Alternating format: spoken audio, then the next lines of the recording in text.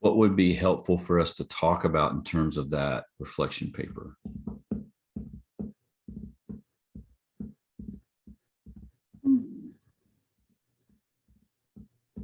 So I know that you've said for previous things, like you don't have like a length requirement or a particular like word count or anything like that. But I always get nervous when that's the situation because I'm like, where am I at in the ballpark of what you're really expecting? So can you give us more information about what you're Yeah, looking for? so most of the time in a master's level class, you would do a page per resource reference most of the time.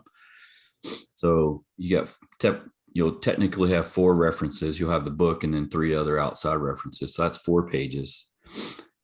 Between 4 and 6 pages, my assumption would be 4 to 6 pages will get it done. The reason why I say that is because some people might write more, and that's fine. I don't think you'll write less than that.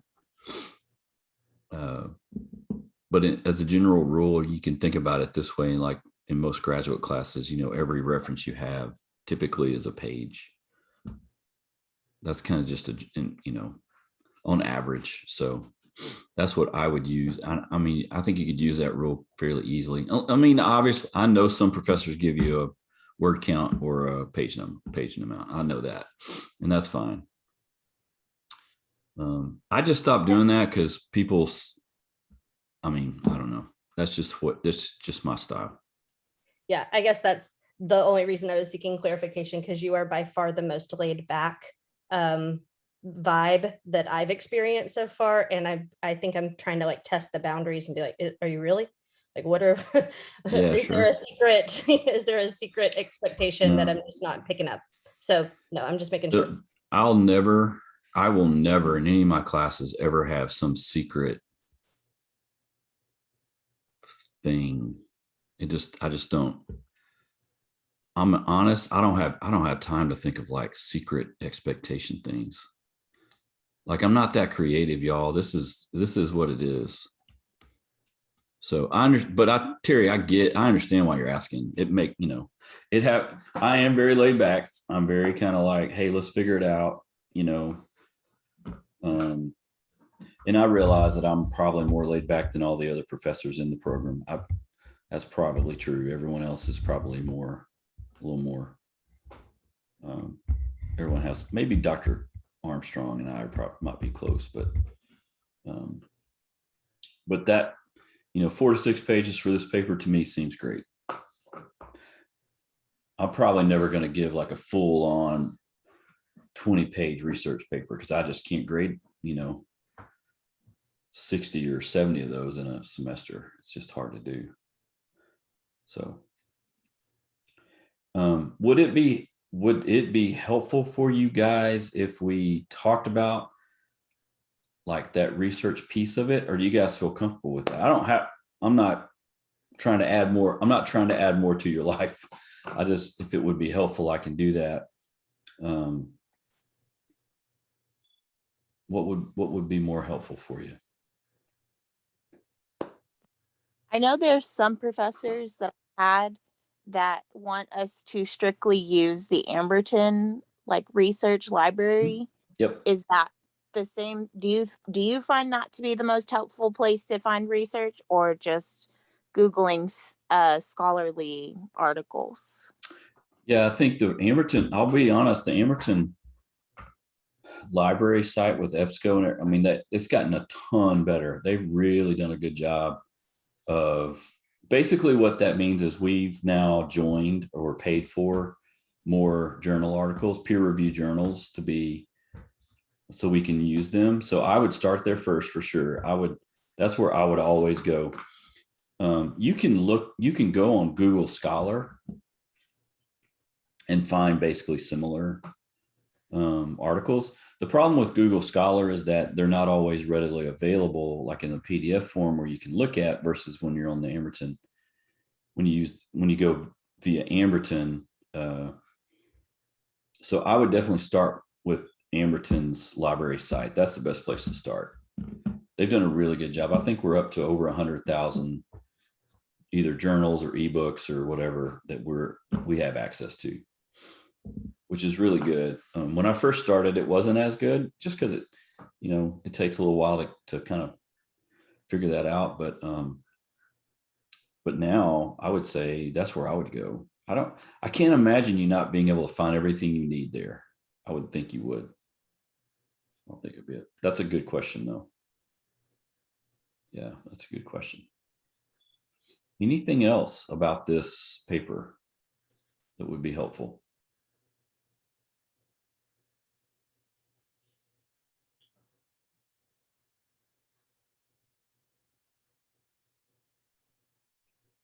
Okay, good. Let's talk about adolescence.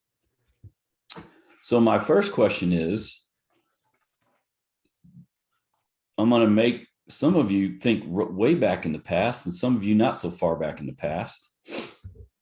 I want to know since we have kind of a smaller class, this will actually be kind of fun. What are your fondest memories of being a teenager? And what we're going to start with today is middle school and high school.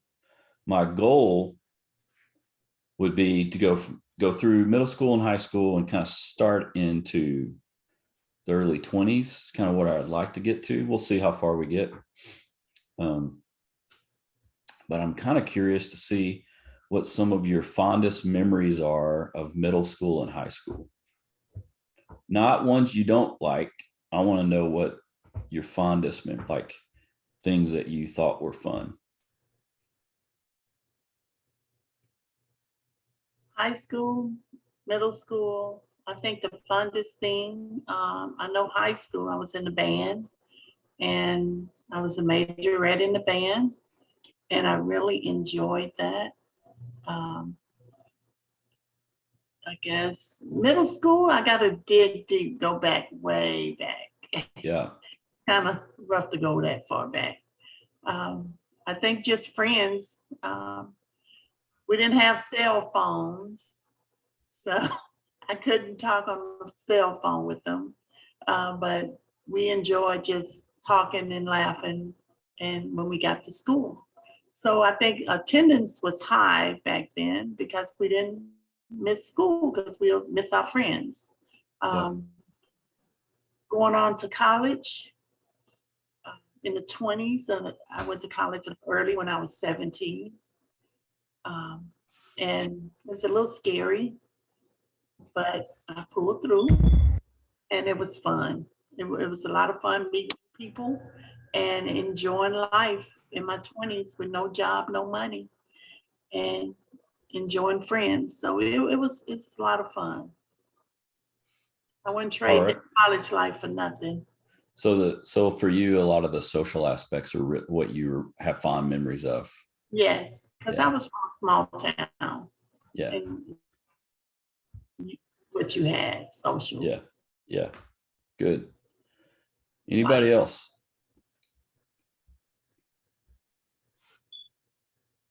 My fondest memories from high school, I started working and I started kind of just making my own way. And I worked at, they're not around anymore, but I worked at Bennigan's in the restaurant industry, and I made a lot of good friends. I really began to buy my own clothes, pay for my insurance, and make my own way. So that was important for me. Did you actually like that at the time? Yes, my dad was, I was the only girl, and my dad spoiled me. And I think my brothers didn't like it much. And so I liked being like, no, I can do this myself. I don't need my dad.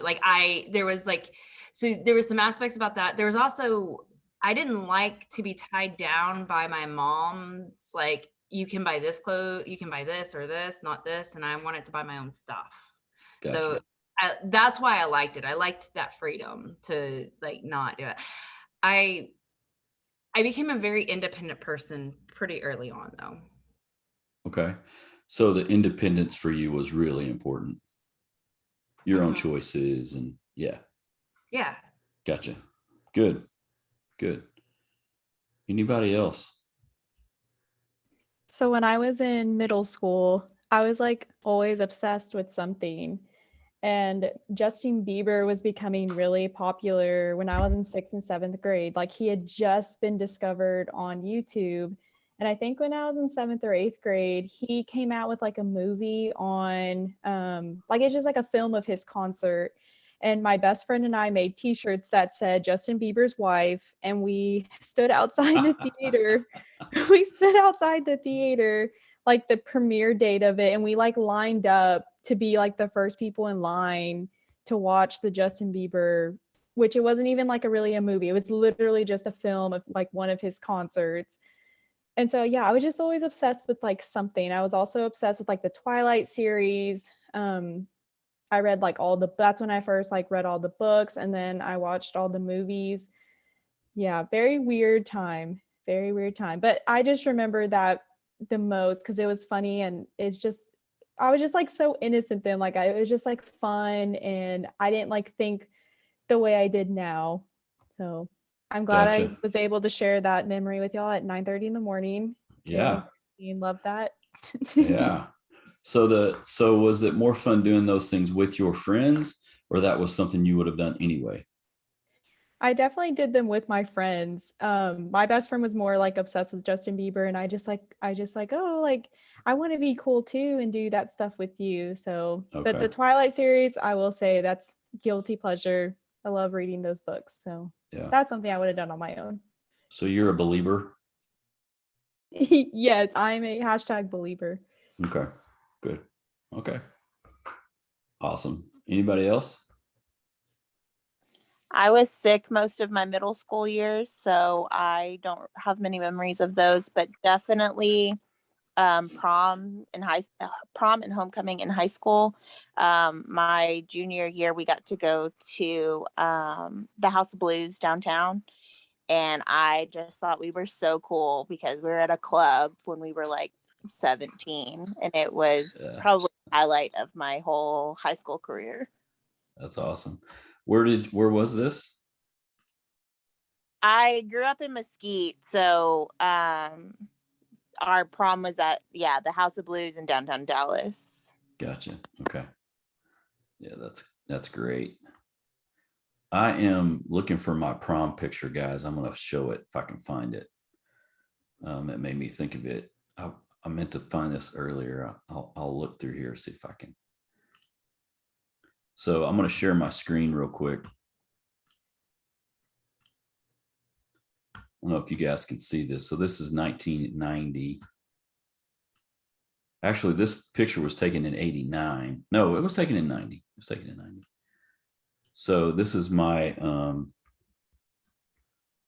graduating class.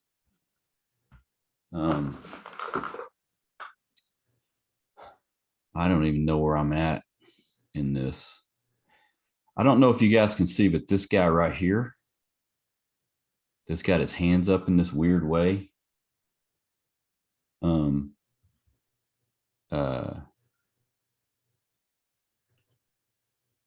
on a second.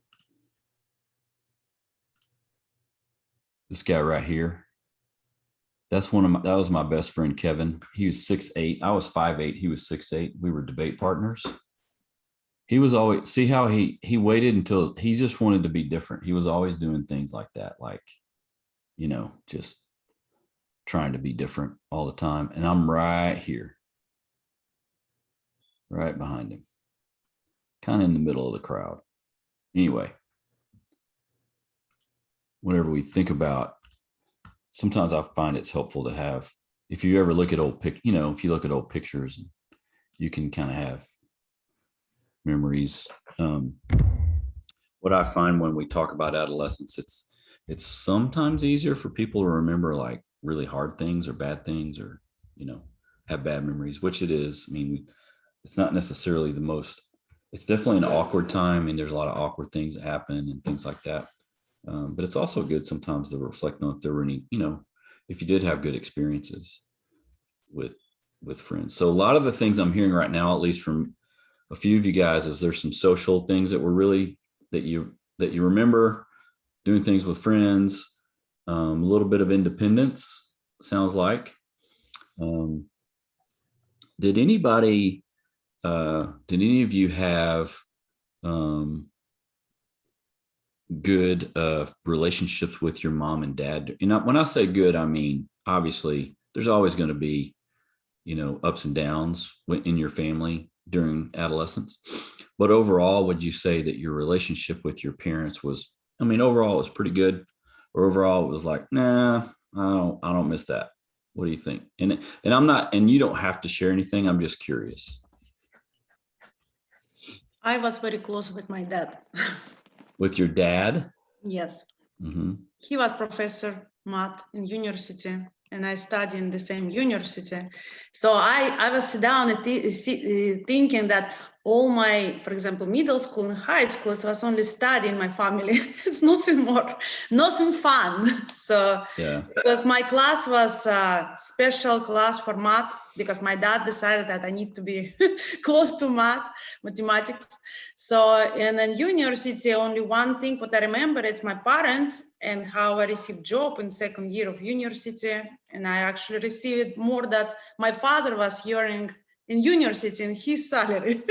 He was professor and I am actually undergraduate, and it's all. But I was very close to him because he has a lot of time for me. And I remember spending time in computer with him, fixing car, doing stuff like probably boy more, but it was important for me because my mom was most time out of house. She was in construction jobs. She has company, and all time I was with my dad. So it was nice memory, but it's related with that. Right now I am actually both of them. I'm in good relationship, but I think it's more with that again. So more closer with your dad. Yeah. Okay, cool. Yeah. Anybody else?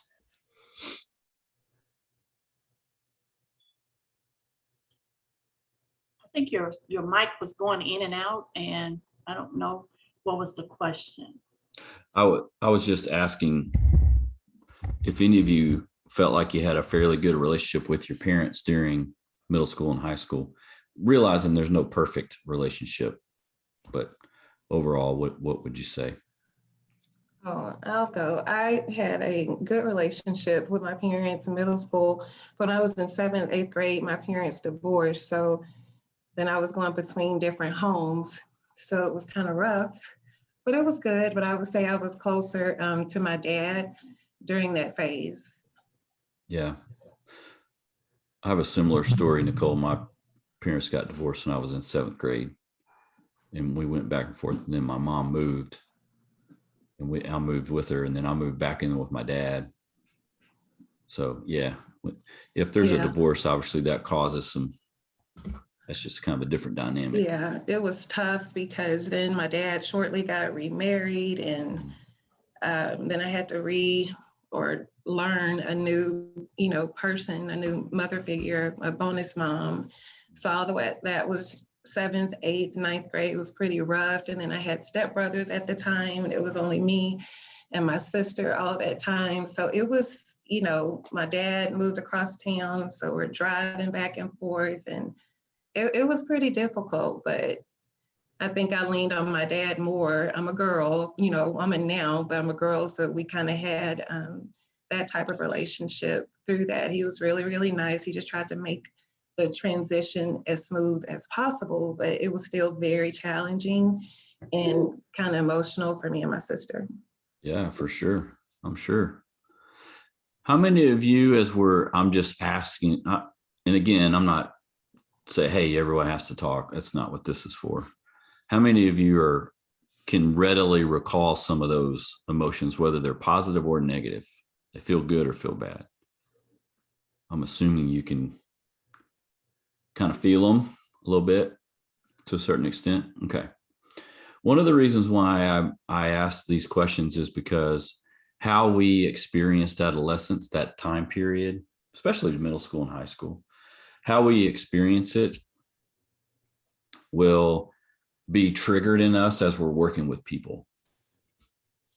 Right. So as we're working, and this is especially true if you work with that age group or with families with kids in that age group, there are times where some of those things could be triggered for you. And it's just good to be aware of your own. So you're not transferring that right onto them. Like Nicole said, I mean, immediately when Nicole said 7th or 8th grade, like to me, it's like that's instant. To me, I can relate. I'm not part of your story, Nicole, but I can relate to that particular situation. And so it's just good for us to know. That's all, for us to kind of know what might trigger us, maybe. Yes. Does that make sense? Yes. Yes. Yeah. And when I say trigger, it doesn't have to be a bad trigger either, by the way. It could be, it could, someone could say something that could be, oh yeah, I remember that. That was actually fun. Like sports for me was big. And so anytime someone comes in and talks about sports, like in high school or middle school, I just have I have good memories about that. Now there's going to be other topics maybe that you're going to have kind of like, I don't, and you need to be able to place those kind of to the side for a second and focus on what they're kind of talking about. So, but it's not always, we don't always have negative experiences or memories with that time frame. But let's be honest, it's super awkward. There's a lot of awkward, crazy crap going on at the same time. Yeah. So I want to talk about, I'm going to go through a couple of slides today. I've only got 15. And I'm going to share. Let me get over here where I can share them correctly.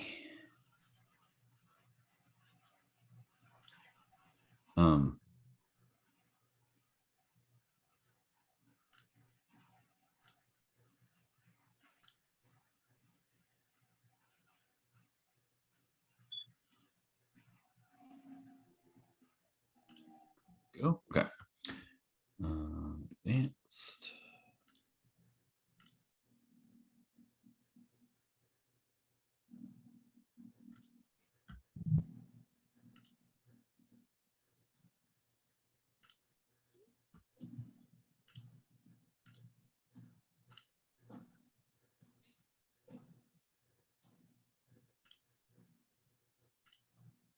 Okay.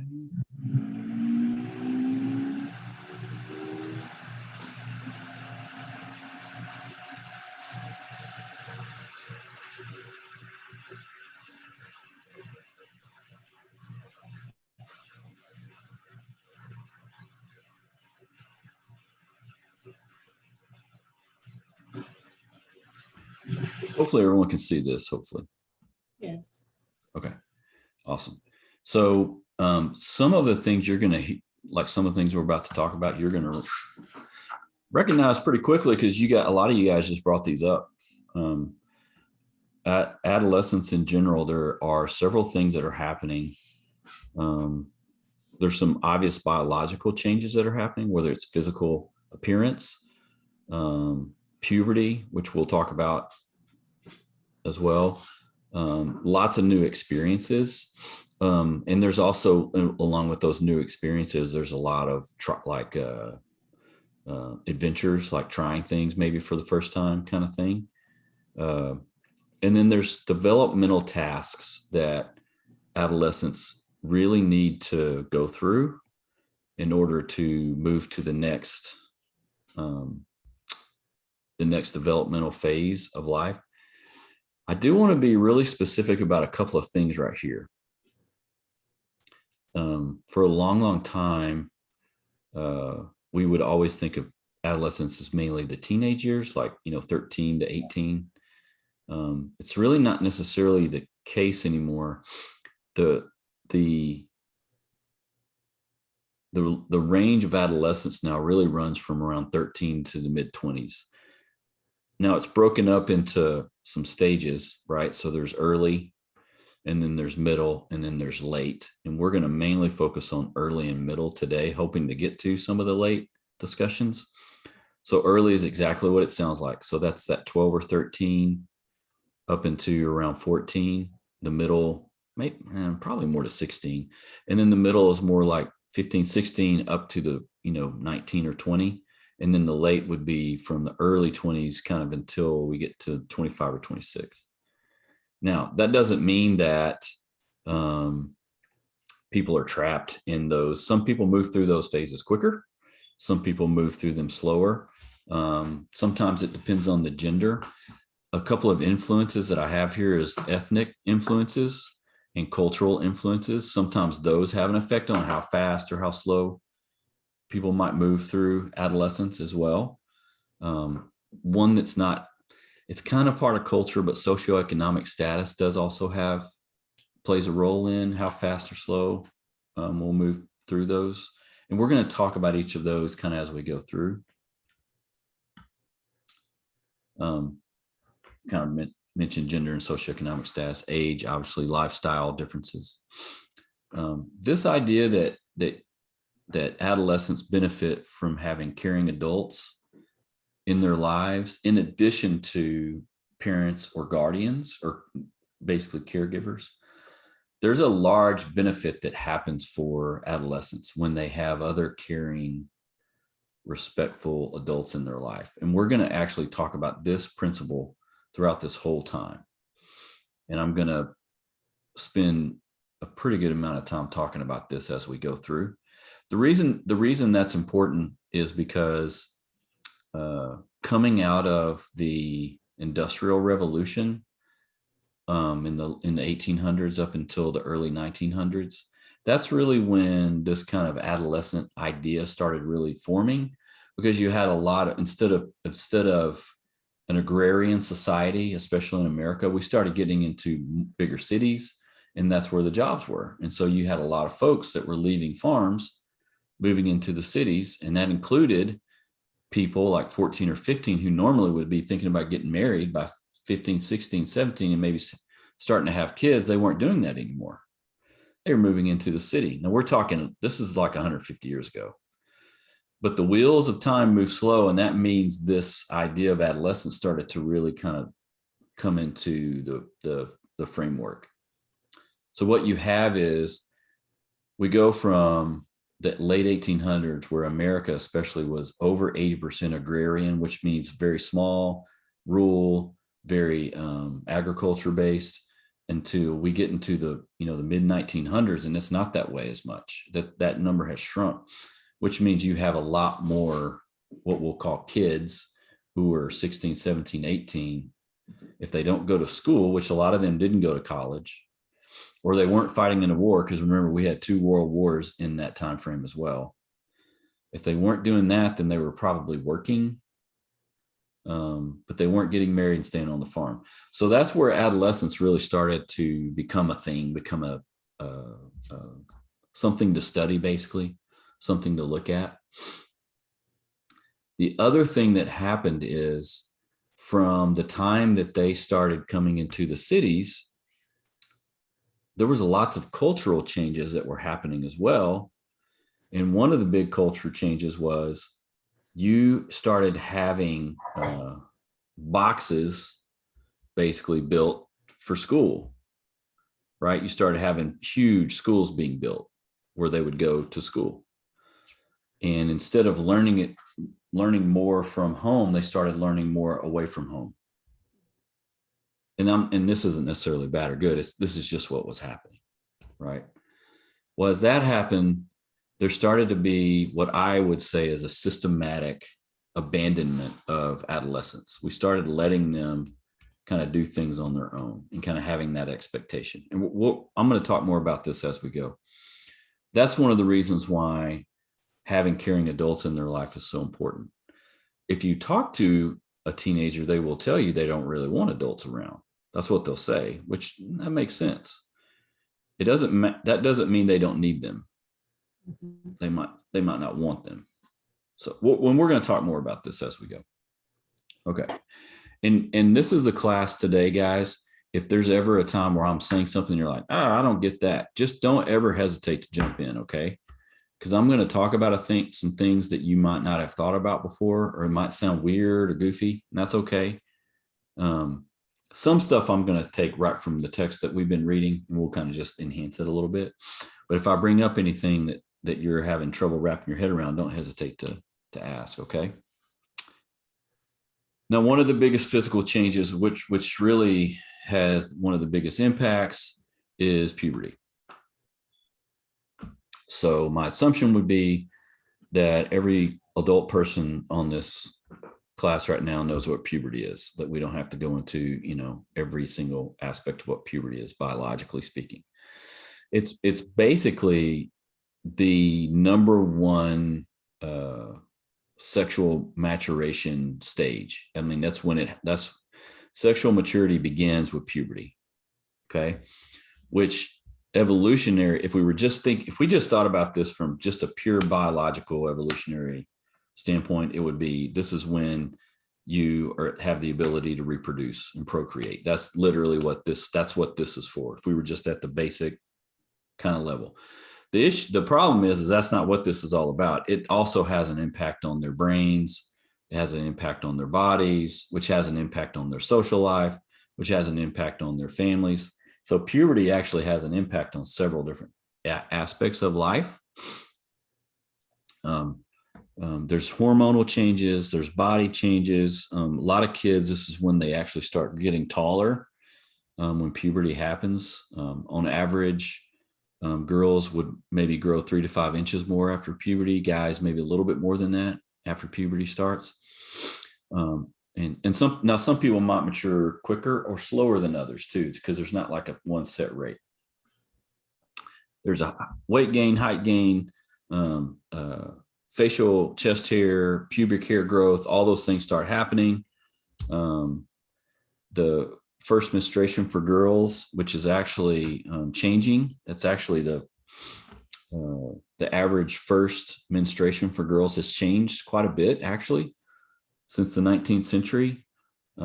It's declined. It used to be more in that 14 to 16 year range. Now it's starting as early as age 9 up to 15 years old. And so that has changed a lot. Puberty is actually backed up for boys from 10 to 13 and a half. It used to happen a little bit later for them as well. It's not as drastic a change for boys as girls, actually. And so those are some things that have happened over time. Now we're talking about, again, over 100 years of time that's sped that up a bit. Okay. The other thing that happens with their brains, and this one's the interesting one to me. So the corpus callosum is the area between the right and left of your brain, the right and left side. So those fibers start to connect with each other. The amygdala, which is if you took your hand and you put your thumb inside your hand and made a fist. If you look at, this would be your brain, this will be your prefrontal cortex at the front. Obviously the brain stem on the back. And if you flip your lid when you get really upset, right in the middle, that little there's a little thumb shape, almost almond shaped piece of your brain's the amygdala. And that's where a lot of that fight or flight comes from, that little bitty piece.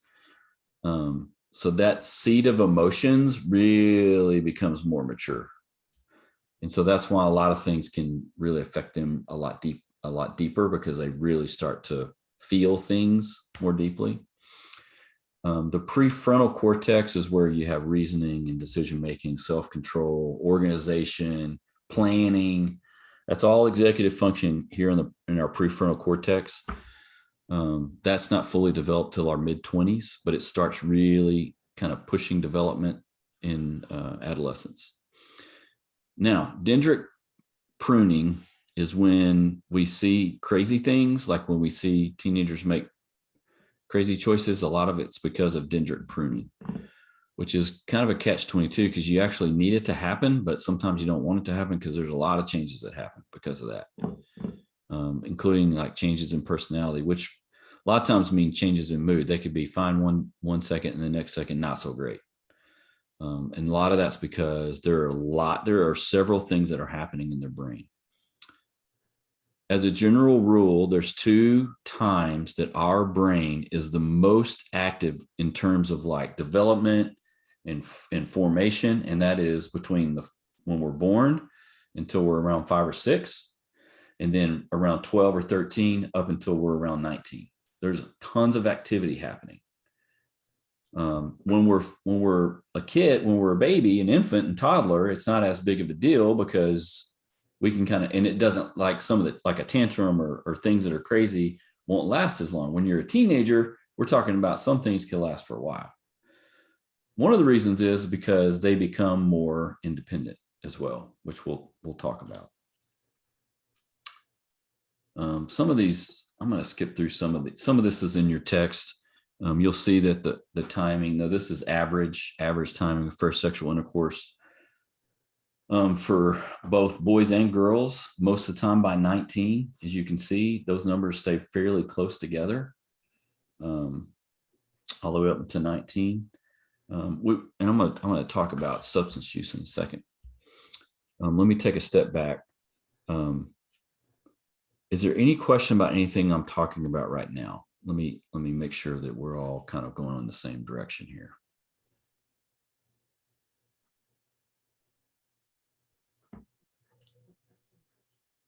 Okay. One of the reasons why I kind of want to take my time here is because we have a tendency as a society in a lot of ways to kind of demonize teenagers a bit, which I think is unfair because they have a lot of things that are happening to them and around them. One of the big differences that has been happening socially for teenagers in the past probably 10 to 20 years, there's a couple of big things that have happened. One of them is the iPhone, this mobile device. That's one of them. That's a big one. I think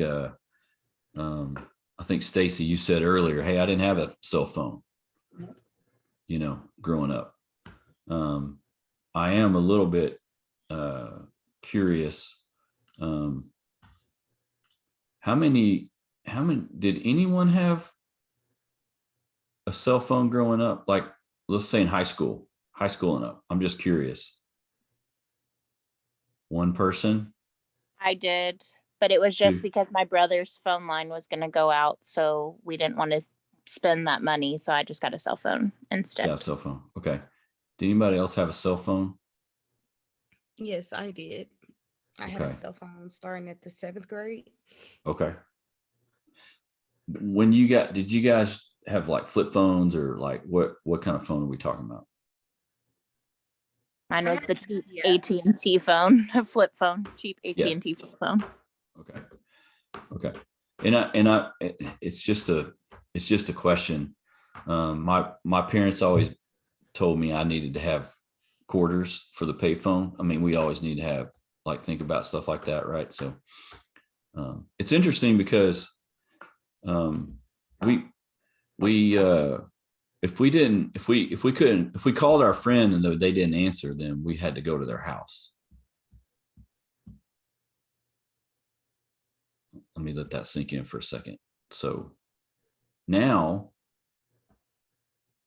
you don't necessarily have to do that. You just text them. That's a big change, y'all. That's a big deal. That's a big deal. And I'm bringing this up because we have now in our world, we have more things keeping us indoors. We used to have more things that would keep us outside. And I'm not trying to bash anything. This is not a bash session about now and then. This is not the good old days. The good old days weren't great either. Now, everyone has problems. Okay. I'm just talking culturally speaking. Okay. This is across gender, across ethnicity, across culture. That's a big change that's happened in our world. The second thing that I want, and this is what I don't know, because I love having classes with multiple ages too. I love that. I think it's great. Did any of you grow up in school and you had to have active shooter drills? No. Holly, you said yes. Anybody else? Yeah, we had active shooter drills. Yeah. Okay. I remember doing that. can y'all remember what like grade wise when that happened? I'm just curious. I would say probably high school, because it was more like, I think it all happened after Columbine, and I was in junior high when Columbine happened. Yeah, Columbine was in 99. Mm-hmm. Summer or I think it was the end of the school year 99, like in April or May or something like that. And that's when I started high school, is the following year. Terry, you're saying that too. Yeah, Columbine was my senior year. It was Okay. April of my senior year. Yeah. Okay. So I just missed it on all the drills and stuff. Yeah. We So had, I we started had, school in 2000, so I pretty much had them kind of regularly. Maybe not as much in elementary school, but as I got older and it became more prominent that it could happen, I had them fairly regularly. Okay. Stacy, what were you saying? we had no thought of anything happening like that. The only thing we had was like storm shelter drills. Yeah, like tornado drills. Yes, You yeah. get under your desk and put your head down like that was going to protect you. That's it. I mean, Yeah. we never thought about nobody shooting. Yeah, that was not and again, this is not a bash session, guys. This is a change that has occurred, that our kids right now, from the time that they've started school, this is a normal occurrence to them. This is what they normally do. Okay. Now, the reason why I'm bringing this up specifically is the amygdala in our brains really start to really become super active for lots of reasons. There's social reasons, family reasons, developmentally, it's just that way. That also turns on the fight or flight system. Those drills enable that fight or flight system to stay on more. Okay, even though, like we've said, these active shooter drills might now become more normal, right? They're normalized. This is like if you started, like for example, if you started doing that in elementary school and you go all the way through and you do them periodically, once or twice a year, you're talking about from, let's say, 4th grade to 12th grade, that's 16 to 20 times you did that. Okay. Does this make sense? Well, I mean, this is important to think about, mainly because we have a tendency, and when I say we, I mean me too, okay? Adults have a tendency to look back at adolescence the way we see it, not the way that they see it. Right? Does that make sense? Yes. Like how they see things right now is not the way I saw it at all. It's very different. Being that kid that did do it from 4th grade to high school, so the 16 to 20 times that you're talking about, my fight or flight is very heightened even as an adult. Like I am very aware of everything going on around me, and I always have been. And I think that's why, because they were always being like, you need to be prepared, you need to be prepared, you never know what's going to happen. Because I was so young starting them, I've always been aware. Like I'm always constantly looking around when I'm out shopping or I'm at the mall, and like my mom's like, you're paranoid. And I'm like, no, I'm not. Yeah. Meredith, thanks for bringing that up. I don't think that you're alone. I think it's more normal than people think. And the reason why I'm saying this is because I work with a lot of folks with anxiety, panic attacks, and more than just generalized anxiety, social anxiety. I mean, there's lots of there's a continuum there. One of the interventions that I use is basically like a decision tree. When we talk about anxiety, the first question you can ask yourself if you're feeling anxious is this a life or death situation? Because that's what your amygdala is telling you. That's what your limbic system is saying that on purpose. So your first question is this a life or death situation?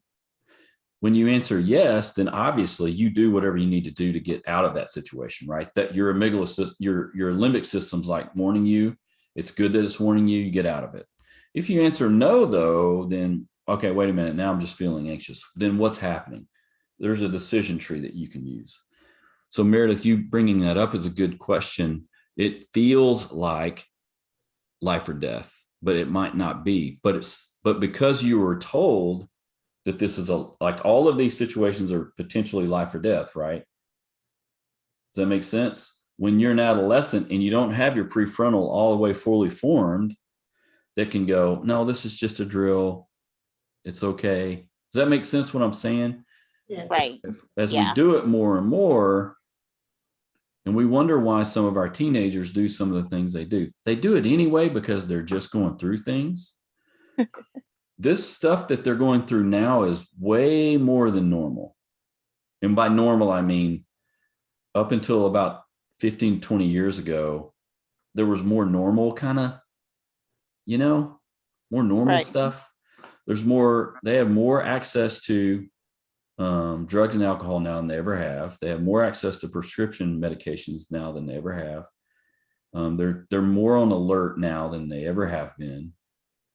Right. So those are just fundamental changes, just differences. Does that make sense? Yes. Okay, let me take a step back and tell me what you guys are thinking as I'm bringing this up. And again, please don't hear me back. I'm not trying to bash any time frame, any era, that's not what this is about. This is just trying to speak about this from a standpoint of from their perspective. You guys have any thoughts about this? Well, I have a question. Yeah. So I'm a middle school teacher, and so I am the person in front of the room that's explaining, especially to sixth graders, because they're new to our campus, and so they need the new, explanation of what does a tornado drill look like at our campus, what does a shooter drill look like at our campus. So I'm going through the nuts and bolts of that stuff. What can I do to mitigate, like, because I don't want to put them in some sort of crazy, like, super stressful situation, but I also want them to take it seriously and to be prepared, in the event that whatever would happen. So, I mean, what advice would you give for how to best sort of present that information in a way that's not going to freak anybody out? I don't know if you can. And I'm not apparently sure. does. Yeah, I'm not sure how you could. Okay. Because there's a fine line that we're talking about here. That the more shootings we have, the more realistic it could, like in your brain, I'm talking about like for us mentally, the more shootings we have, which we're going to have, it's not going to stop. It hasn't stopped yet. There's not anything that stopped it. The more that we have, in your mind, the more likely it could happen to you. So there's nothing that we're going to be able to do or say that makes it less anxiety provoking. Now, having said that, there are things that we can do to help us feel less anxious, like as we move through life, right? Like, this is a situation, right? These are situational trainings, basically, that we're doing with our kids. First of all, guys, this is crazy that we're talking about this. Okay. Stacy, to your point, like this, and I was like that in high school. This was not, I think we had one bomb threat, but it was I think a friend said something weird so we could not go to school. I can remember that one time, but there wasn't like, and I'm not that old. This wasn't that long ago. I mean, the fact that we're talking about this is a little bit weird, but they're used to it. The odds are strong that they like, especially now, sixth grade's different, Terry. Sixth grade, that's different. When you get to be sophomore, junior, senior, they're a lot more used to it. So, really, I don't know what else. I don't know what you could do to make it less, because you want it to be, you don't want to joke about it. You want it to be serious because you're trying to prepare for something. Same thing with any of the fire drills that we used to do, or tornado drill, like around here, tornadoes, or what, same thing with things like that. You want it to be serious. There's a reason why you want it to be serious. But there are things that we can do, like, for example, after that you can do with people, anybody, to help them feel a little bit less anxious. Because a lot of times anxiety is future. most of the time, like a fear or a worry or a concern that's future focused, where depression is mostly past focused, mostly, not all the time, but mostly. So there's things you can do like after, I would say, that you can do that I think could be helpful. But I don't know what you would do during, because you want them to take it serious. So one of the things I struggle with that is that we'll have, it's like, there's some kids that don't want to talk about it at all. They Yep. just want to be like, let's just do the thing and let's pretend it's not even, let's not even have this conversation, right? Which I get that. And then there are other kids that are like the complete opposite end of the spectrum that are like almost to the point of ridiculousness of like, what if we go outside for a fire drill and then there's a gas leak and then there's a shooter and then there's a this, and what do we do? And what are, you know, they're playing out all these crazy worst case scenarios. And we've actually started having drills. I don't know if this is everywhere, but we have now shooter drills for like, what if it's a passing period? What if it's lunch? You know, like where we will have a drill in the middle of like an unannounced, I mean, it's kind of crazy. Like the kids are just walking around going from third to fourth period. And then we're like, shooter drill, go, you know? And I'm wondering, no adult, there's nowhere in the adult world that this happens. Yeah. But with our teens, it's happening. I mean, that's why I am passionate about let's don't demonize our kids. Listen what you're talking about. This is what they're going through. You can't be the only school that's doing that. Right. And I get it. No, I understand it for sure. I do think that how the adults act matters too. Right. If like, for example, if we freak out, they're for sure we're going to freak out. Right. Or if we're like, hey, you know, if we're assertive, you know, here's what we need to do, this is what we're going to do. You know, I'm here too, I'm with you, that kind of thing, that can help for sure. Yeah, that's the first time I've heard that. That's interesting. I talked to my kids about it. We talk about it. They had a couple of goofy things happen, kind of scary things happen this year that affected them. We got letters about it. I just ask them about it. We talk about it openly. I mean, as a therapist, my poor kids don't have a chance. We talk about everything. So they're going to be in the class one day. They're going to be like, my dad made me talk about everything. They're going to probably have to have therapy because of that. But we talk about it, you know, which I think is important if they will talk about it. Right. Yeah, that's interesting. I'm bringing this up because we haven't even talked about screen time yet. We haven't talked about any of that stuff yet. We just talked about this is one aspect of culture, of their cultural life that has changed drastically over time. So, and I'm always fascinated to see who any of my students that did go through those drills. Because Columbine there were school shootings before Columbine, but that was the one that seemed to really be transformative in a lot of ways.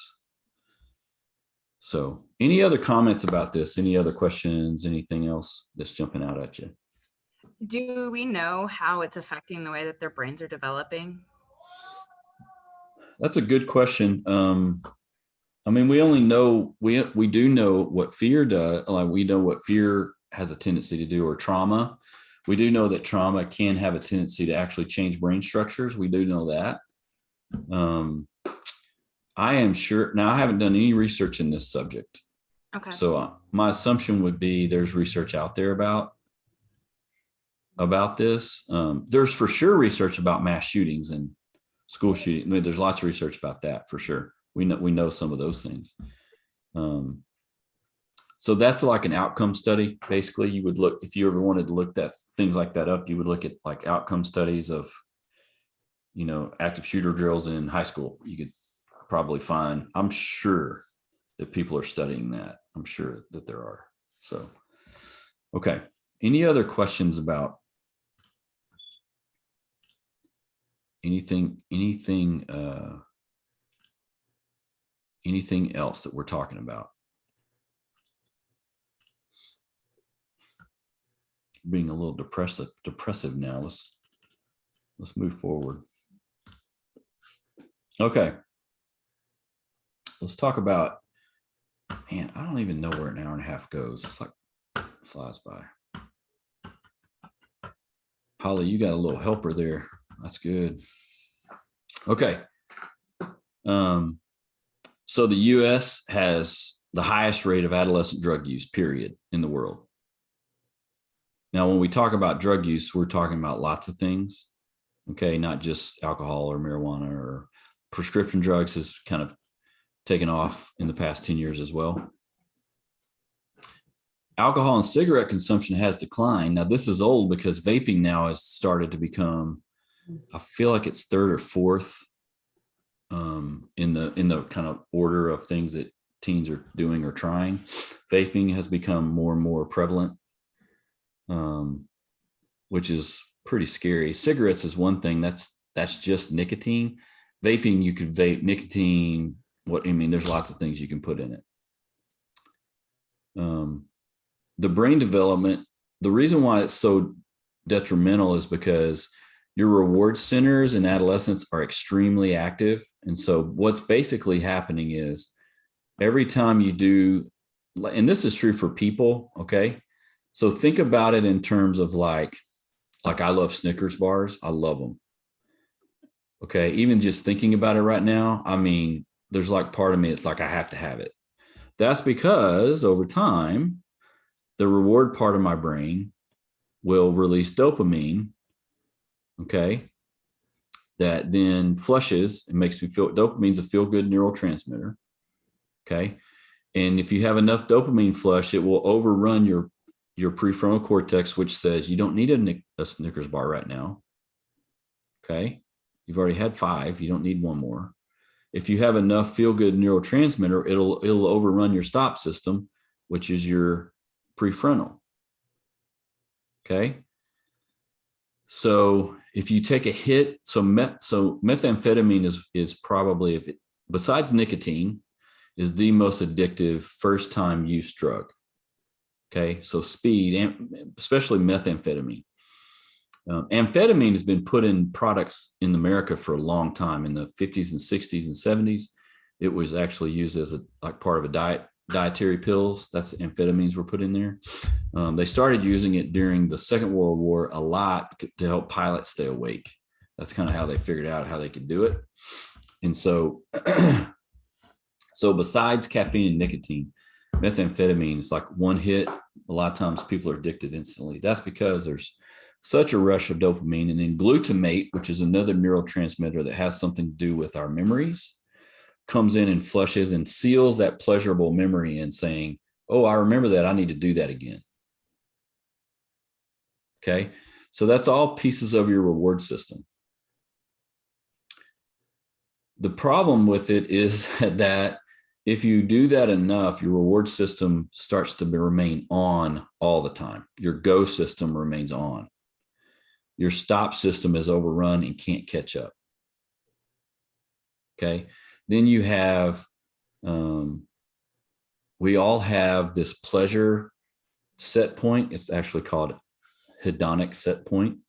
We all have it in our brain. That's like just kind of our pleasure threshold in terms of any of these basic drives, like sex drive, food, it's drug use, substance use, anything like that. We all have kind of a set point that we all hover around.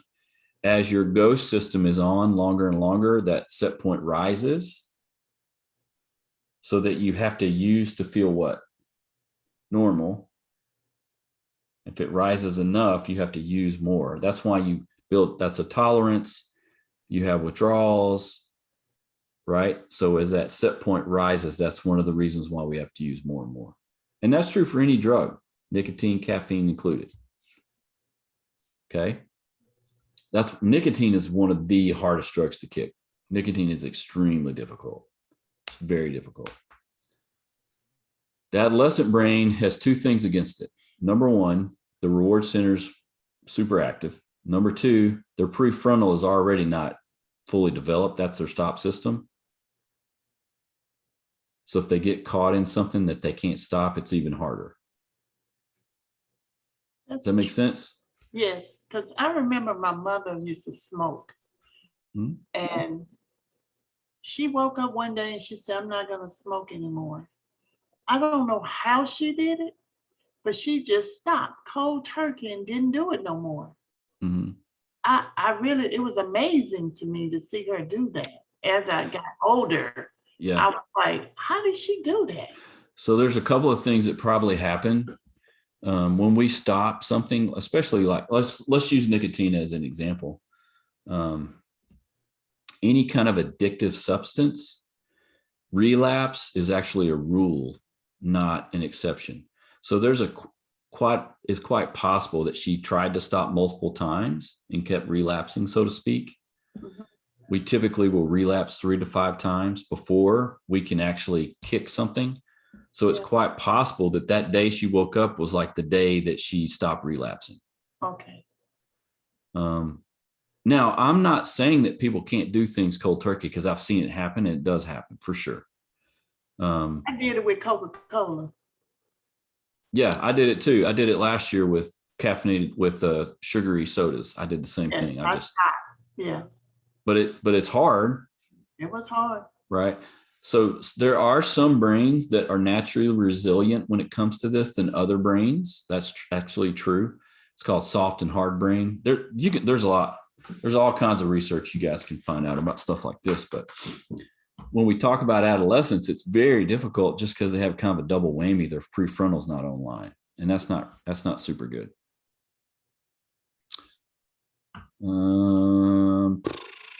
Man, I'm always going to run out of time. Why y'all make me talk so much? See, I'm going to blame you guys. I do want to talk about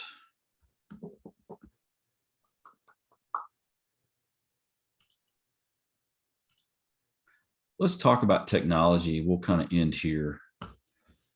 Technology is always a big one. We might talk about this next time too. Oh, this is an old slide. I've got an updated slide, doesn't have chat rooms and things. So there's obviously this is different.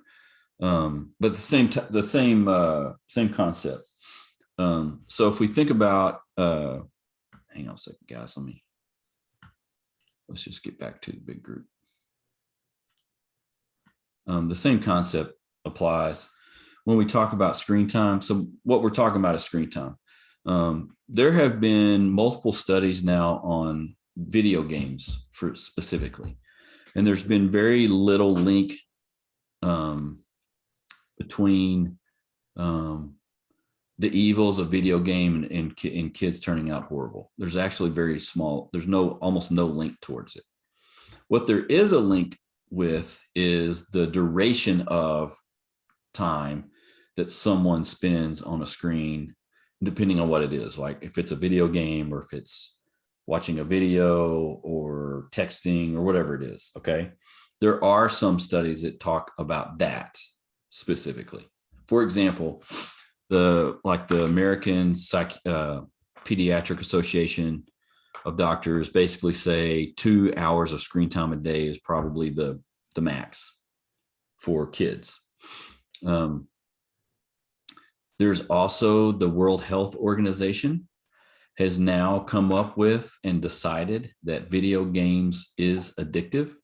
And so they have now rolled it under what's called process addictions. So process addictions are things like self-harm or gambling or shoplifting. So it's like a non-substance abuse addiction, right? So video games in the World Health Organization, which every other country in the world except for America has now agreed with. America is kind of slow on the uptake on this, and they've got criteria now for video game addiction. I have seen, and you can look this up, I have seen brain scans of teenagers that show like X amount of hours of video game play and show certain parts of their brains that are dormant, basically not on. Other parts are. And then when you show the same brain after 5 days of non-play, all those parts are on and lit up, all of them. So there is starting to be evidence that not the games themselves per se, but the length of time, the amount of time. Okay, so it's more, it's actually what we're finding is a couple of things: the length of time of gameplay or screen use, and the fact that that screen is basically a blue light that's on your face all the time. And blue light, what we know about it is that it's a stimulant. Now, it's not a stimulant like meth or cocaine or cigarettes, but it's a stimulant. So here's an interesting thing that's happened. So sleep, the amount of sleep that people get began declining when the light bulb was invented. So when the light bulb was introduced on a mass scale, the amount of sleep people were getting started to slowly decline, not like a steep decline, but just kind of slowly decline, because it's basically what's called blue light, right? Sunlight is not blue light. Sunlight's red light or orange or yellow, right? And those are not stimulants. So our phone, tablet, computer, unless you, like, there's settings on iPhones that you can make it nighttime, we'll turn it reddish now. That will actually help shut our brains down, versus the blue light, like what we're doing right now, is a blue light. It's a stimulant. That doesn't mean you can't fall asleep watching TV. I got plenty. I've done that. People have done it. That's not what that means.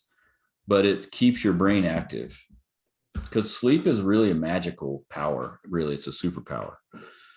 Sleep actually helps our brains regenerate. It helps our brains restart. It helps our brains kind of washes, so to speak, kind of washes our brains. And if we're not getting enough sleep, between 3 to 6 REM cycles a night, then we'll get in trouble. It's fine if you do it once or twice, but So I don't need to say, hey, Google, turn on the blue light. I would say what we're finding out about screens, again, is not necessarily what's on the screen, Okay. as much as the length of time. Okay. Right. So now here's the double whammy. And I've got this in my house. It's happening all the time in my house. We fight this battle all the time. My son loves video games. My daughter loves videos. They both love videos, but they both do really specific things with them. So in essence, we, as parents, which we're going to talk about this more next time, I think, as parents, we have to be the prefrontal cortex for them, because they're not going to stop most of the time. I could spend a whole 4 or 5 hours talking about how games, apps, videos are created to capture attention and keep attention, right? So I'll take a really small example, like Candy Crush, the game Candy Crush that was huge, big, maybe a few years ago, probably still big some places. When you first play games like that, it lets you win on purpose, and it actually shows you how to win on purpose. Why does it do that? Get you addicted. Keep you going. It flushes dopamine to you, right? Not a lot, just a little bit, just a little bit of hit, and you just keep going. All of a sudden, you're 100 levels in, and to get to the 105th level, you might need to pay like 99 cents, and you get this XYZ thing. And that's what the casinos work? Yeah, casinos they've got a whole system. No lights in there, no windows. I mean, no windows in there. They pump oxygen into the rooms a lot of times. They make the drinks and the food free or really cheap, get you to stay in a cheap room. I mean, they got a whole, gambling in and of itself is a whole, but basically what app, and what you guys can look this stuff up, what app and game designers started doing is started hiring psychologists and using psychological principles of reward systems to develop their games and their apps. That's what's happened. That's what's going on now. So I'll just talk about this from an adult standpoint. How many of you have bought stuff and you're like, why did I just buy that? Happens all the time. Why does that happen? because we're on the phone, and now there's certain algorithms that will shoot certain things up at a certain time. And we think, oh, that would be good to have. Right? So we get it. And they got this great technique where they have a price and they cross the price out and put a new little price, and the price is cheaper. And in our brain, we think we're saving $5 when really we're still spending 20. Does that make sense? Yeah, I think now, well, from my experience with these iPhones, if you say a certain Yep. store or a brand or something, then an ad has popped up. If I'm Yep. on my social media account or something, specifically what I said, Yep. it pops up. Yep. Yep. They all do that. Except for the winning lottery numbers. That doesn't ever happen. Never pops up. I've been asking about that for years. My point about all this is that this is now fully ingrained in our culture. I mean, it's not going away. It's not going to stop. This is just where we are. And I used to not talk about all of this as much in this class, but this is really impacting a lot of development, I think, too. It's really inhibiting some development that normally would happen for kids. I think there's some things that are being inhibited. And then there's some things that are being escalated, which we're not going to have time to talk about today. So next time when we meet in our next class, I'm going to jump into this idea of like these things that are inhibited developmentally and the things that are being sped up developmentally. And some of those are specific to gender. Some of those are specific to socioeconomic status. For example, there is somewhat of an inhibition to male maturity that's happened, but a acceleration of female maturity that's happened. And we'll talk more about some of that's just normal and natural. Some of that naturally occurs.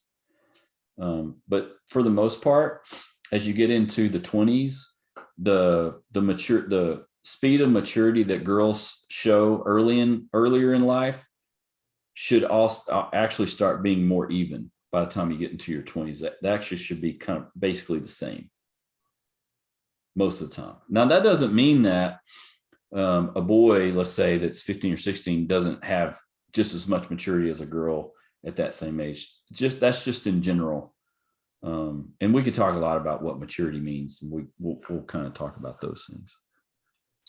So next time we'll talk about that. We'll talk a little bit more about parenting and family. And then by doing that, we'll kind of transition into this 20s, this early and probably early, and then maybe even middle adulthood. Okay. Now, any questions about anything before we stop? I have a question. I came on a few minutes late and I didn't know, I heard you talking about reflection papers. So I think I missed something on that. And I wasn't sure if you talked about the midterm that's coming up. Yeah, the midterm is open on Friday and it'll be open till the following Wednesday night, like 11:59.